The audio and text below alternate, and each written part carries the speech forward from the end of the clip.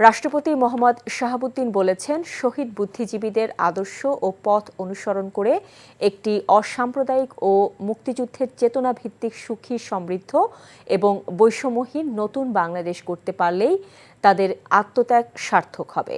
শহীদ বুদ্ধিজীবী দিবস উপলক্ষে শুক্রবার দেওয়া এক বাণীতে তিনি এসব কথা বলেন।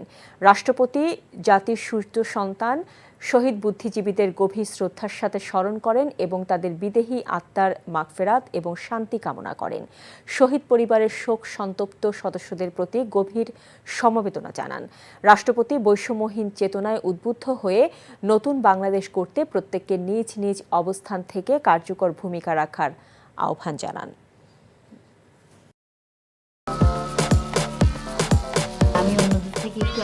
আপনারে আমার অনেক পছন্দ, মানে আমি তোমার ছাড়া কাউরে কোনোদিন ভালোবাসি নাই। এই পুকুরটা তোমাকে লিজ নেওয়ার ব্যবস্থা করে দেব। ওদুলে চাকরিটা খাই দাও যায় না। আমি যদি সুরজ মিয়ার সাইকেলের সামনে বসা ঘুরা বেড়াই, তোমার কেমন লাগবে কৌতো? তুমি তোমার স্বামীকে নিয়ে এত আহ্লাদ করতেছো, আর ওইদিকে বলে আমার সকাল হয় না, রাইতের আন্ধার হয়। এক রিকশায় গা সিপকায় বইসা হাসতে হাসতে কই জানা যাইতেছে।